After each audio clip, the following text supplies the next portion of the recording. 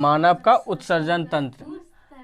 अब देखिए इसमें सबसे पहले समझिए, एकदम इजी है, अगर आप कंटिन्यू देखेंगे तो आपको आपसे भी बनेगा। आप क्या करेंगे, सबसे पहले 3 लाइन को सीधे सीधे बनाना है। 3 लाइन, कितना सीधे सीधे 3 लाइन बनाना है, सीधे। देखिए ये सीधे सीधे आपको 3 लाइन बनाना है। ये बना लिए, तीनों को बराबर करना है। कोई दिक्कत? इसमें आपको ऐसे करना है गोल ऊपर में, महाधमनी और महाशिरा के लिए, ठीक है। अब यहाँ आपको देखिए, ये लीवर के वजह से एक तरफ का क्या है, किडनी नीचे है। क्या, ये तरफ का लीवर के वजह से किडनी क्या है, नीचे है। अब यहाँ से जो है, देखिए पहले सबसे पहले आपको ऐसे बनाना है इसमें, ठीक है। नहीं, लीवर यहाँ पे है, इसके देखिए अब थोड़ा सा बीच में डाउन है ना। ये ऐसे आपको फिर यहाँ मिलाना है, ये आपको यहाँ मिलाना है, ठीक है। और इधर का जो है थोड़ा सा ऊपर में है, ये क्या है, ऊपर में है।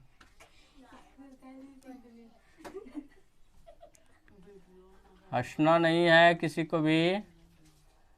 ये क्या है, ऐसे,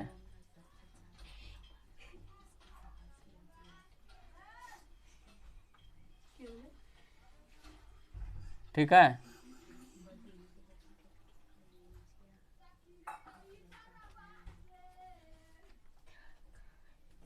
थोड़ा सा ये हमारा क्या हो गया, इससे हो गया।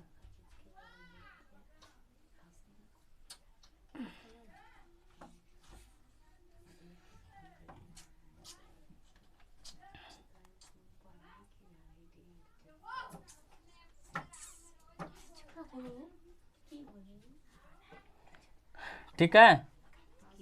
अब यहाँ से क्या करना है आपको, सीधे ऐसे,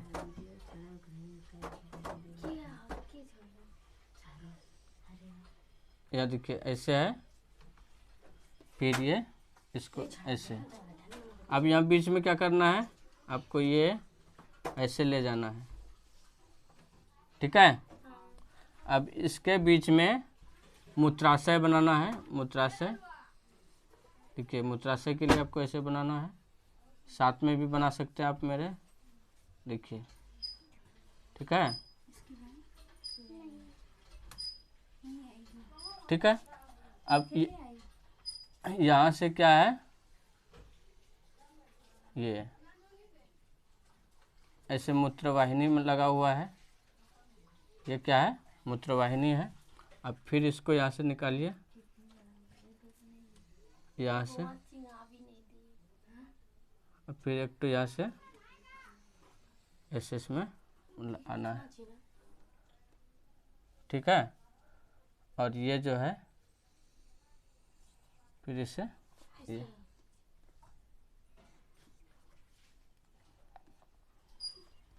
अब आप चाहें तो इसको कलर भी कर सकते हैं, एक तरफ का ये ऊपर ब्लॉक को कलर करना है, ठीक है।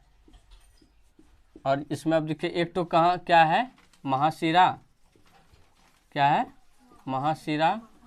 एक महाधमनी कहाँ लगा है, महाधमनी। ये क्या है, वृक्क, नहीं। और ये क्या है, ये क्या है, मूत्रवाहिनी, मूत्रवाहिनी है। और ये हमारा क्या हो गया, मूत्राशय, नहीं, मूत्राशय, ठीक है, समझे।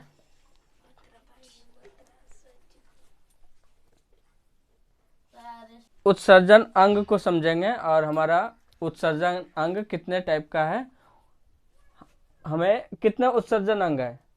हमारा मुख्य उत्सर्जन अंग 5 तो है।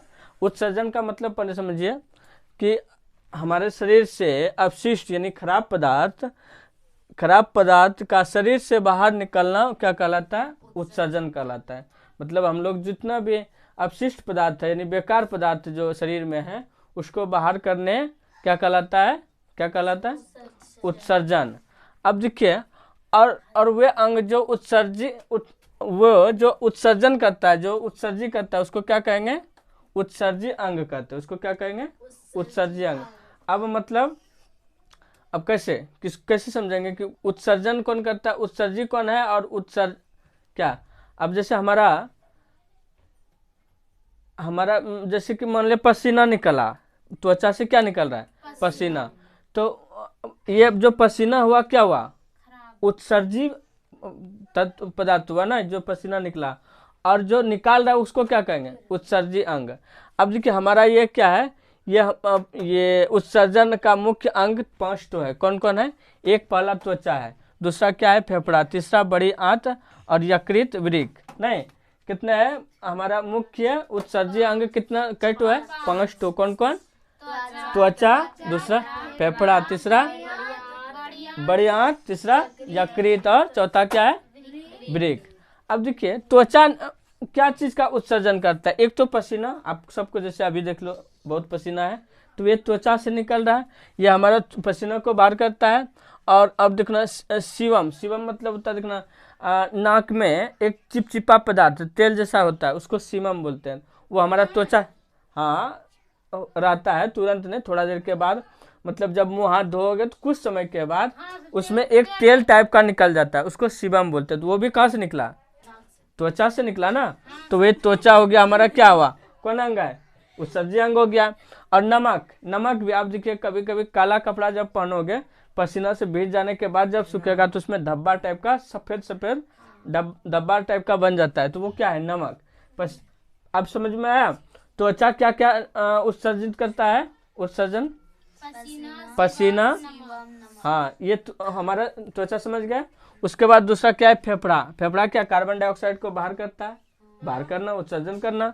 और वाष्प भी बनता है। देखना ठंडी के दिन में आप फूकते हैं तो वाष्प की तरह, या नहीं तो आपका जैसे क्या होता है, आप मुंह से फूकोगे तो इसमें वाष्प टाइप का बन जाएगा।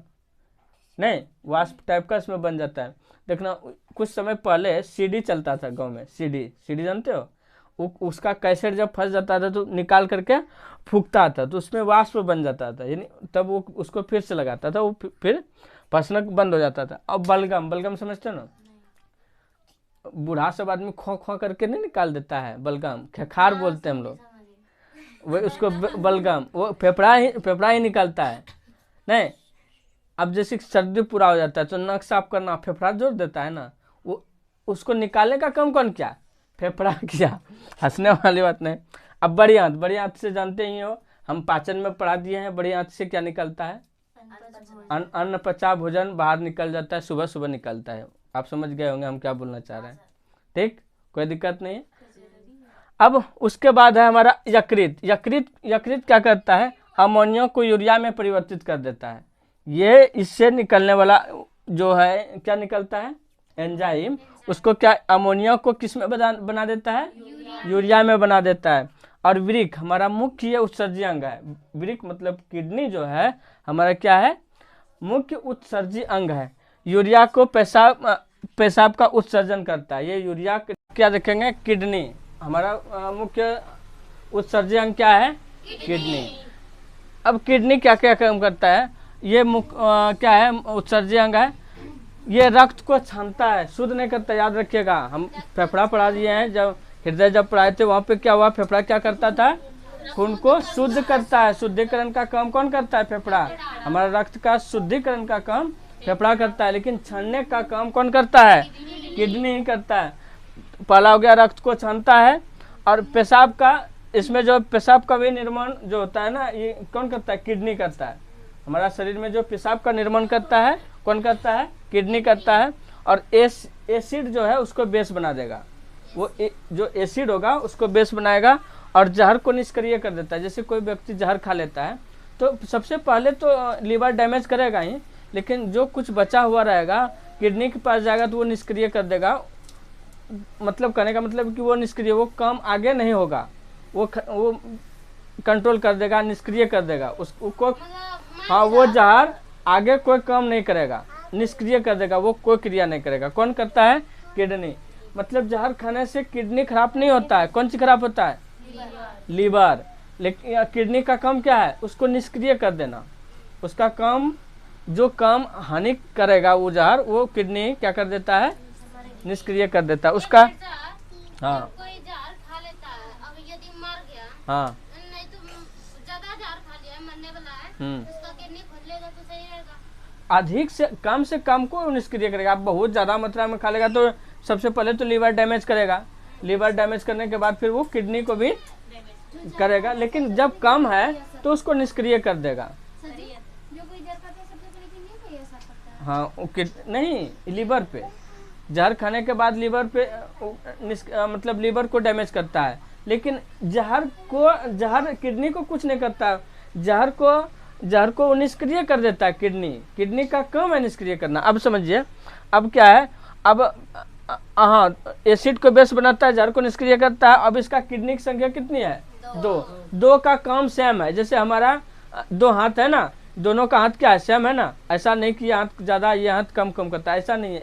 ये भी है कि ये हाथ से हम लोग ज़्यादा प्रैक्टिस करते हैं तो ये हाथ ज़्यादा कम करता है, और किडनी में ऐसा कुछ नहीं है जो काम ज़्यादा कुछ नहीं करता है। और एक चीज़ याद रखिए, एक किडनी खराब होने से कुछ भी नहीं होगा, वो आप अच्छा से जी सकते हैं। दोनों किडनी खराब होने से वो भले नहीं जी सकता है। किडनी खराब होने पर किडनी की बीमारी इसके आगे हम लोग पढ़ेंगे। उसके बाद है इसकी संख्या कितनी है, दो भार कितना होता है इसका किडनी का, 140 ग्राम। और इसकी इकाई जो है, इकाई नेफ्रॉन मतलब क्या है, ये जो हाँ इसकी सबसे छोटी इकाई छोटी नेफ्रॉन से बनता है। अब ये कितना, ये किडनी का जो निर्माण हुआ है 8 लाख नेफ्रॉन मिल करके एक किडनी, सोचे ना किडनी कितनी सा है, बहुत छोटा है। अब उसमें 8 लाख नेफ्रॉन है, वो 8 हाँ किडनी कोशिका से नहीं बना है, कोशिका से बना है, लेकिन उसकी इकाई नेफ्रॉन है, नेफ्रॉन से बना है।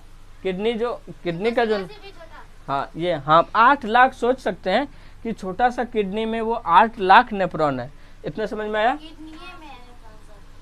इसको लिखिए। अब देखिए, अब इसमें पेशाब जो है, पेशाब में अधिक मात्रा में क्या है, जल होता है, वो 95% होता है, और यूरिया इसमें 5%। इसका पीएच मान कितना होता है, 4.8।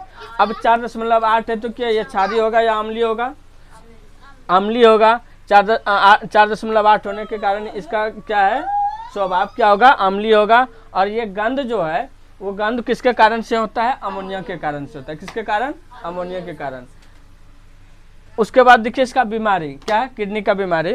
किडनी की बीमारी क्या है, ये तो पहला स्टोन होता है किडनी में ये स्टोन जो बनता है वो किसका बनता है, कैल्शियम ऑक्जेलेट का बनता है। नहीं, किसका बनता है, कैल्शियम ऑक्जेलेट का बनता है। और हाँ एक चीज, कैल्शियम ऑक्जेलेट अधिकतर कैसे होता है, जैसे कि आप पालक और टमाटर एक साथ में मिला के खाएंगे तो क्या बनेगा, कैल्शियम ऑक्जेलेट का निर्माण हो सकता है, वहाँ पथरी होने का अधिक संभावना होता है। इसलिए कभी भी सब्जी में एक साथ में टमाटर और पालक मिला करके नहीं खाना चाहिए, ठीक। उसके बाद देखिए, कच्चा भी नहीं खाना चाहिए अक्सर। नहीं, कच्चा सलाद में भी आप पालक और टमाटर का सलाद बना करके भी नहीं खा सकते हैं। देखिए किडनी के पेशेंट को पालक, साग, टमाटर ये सब मना कर देता है ना, नहीं खाना है। और आपको किडनी का स्टोन नहीं हुआ है तो आप पहले से ही मत खाइए टमाटर और क्या, पालक एक साथ में। देखते हैं अधिकतर लोग क्या बनाया, पालक का सब्जी बनाया तो उसमें टमाटर स्वाद बढ़ाने के लिए दे देता है, नहीं देना चाहिए। उससे क्या बनता है, कैल्शियम ऑक्जेलेट का ये क्या बन जाता है, स्टोन बन जाता है। एनीमिया जो है ना, अमोनिया के बढ़ जाने से, देखिए जब किडनी खराब हो जाएगा तो ये अमोनिया बढ़ जाएगा, ये अमोनिया बढ़ने से एनीमिया रोग हो जाता है। ये क्या हो जाता है, एनीमिया।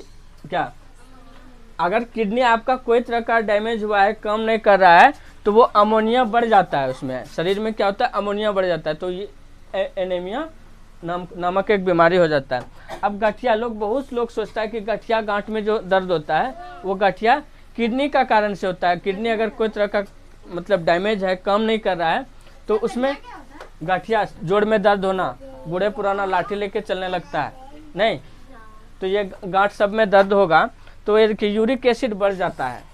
देखिए इसमें क्या होगा, हमारा जो जोड़ों में होता है, शरीर के जोड़ों में, वो होता है साइनोवियल द्रव होता है। उस गांठ में क्या होता है, जोड़ में साइनोवियल द्रव, क्या नाम है उसका, जोड़ों में क्या होता है, साइनोवियल द्रव।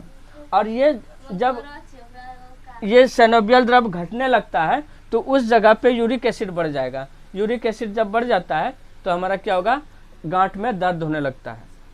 कारण समझे, क्या कारण होता है, किडनी डैमेज होने पर उसमें यूरिक एसिड बढ़ जाने लगता है जोड़ों में, और वो साइनोवियल द्रव क्या होता है, घटने लगता है। साइनोवियल द्रव के जगह पे क्या हो जाता है, यूरिक एसिड हो जाता है। आप कभी कभी सुने होंगे जब रिपोर्ट वगैरह या जोड़ों में दर्द, हड्डी में दर्द होता है तो आप चेक करवाते हैं तो वहाँ पे लिख देता है कि देखिए यूरिक एसिड बढ़ गया है आपका। तो यूरिक एसिड कैसे बढ़ गया है, आपका किडनी काम नहीं कर रहा था, किडनी के खराब होने से, मतलब पूर्ण तरह से ऐसे थोड़ी ना कि पूर्ण खराब हो जाता है, कम कम खराब होने से आपका क्या बनेगा, यूरिक एसिड बढ़ जाता है और साइनोवियल द्रव क्या हो जाता है, घटने लगता है, तो जोड़ में दर्द होने लगता है। गठिया समझ गए, गठिया कैसे होता है, ये हमारा संकेत देता है कि किडनी आपका कोई ना कोई तरह से डैमेज हो रहा है, किडनी पे ध्यान देना चाहिए। जब दर्द देता तभी ये समझ लो। हाँ, बूढ़े पुराना अधिकतर मतलब 40 साल के बाद देखते हैं ना जोड़ों में दर्द, यूरिक एसिड बढ़ना, साइनोवियल द्रव घट जाना। ठीक है, एक बार ऐसे क्या, ऐसे आप लोग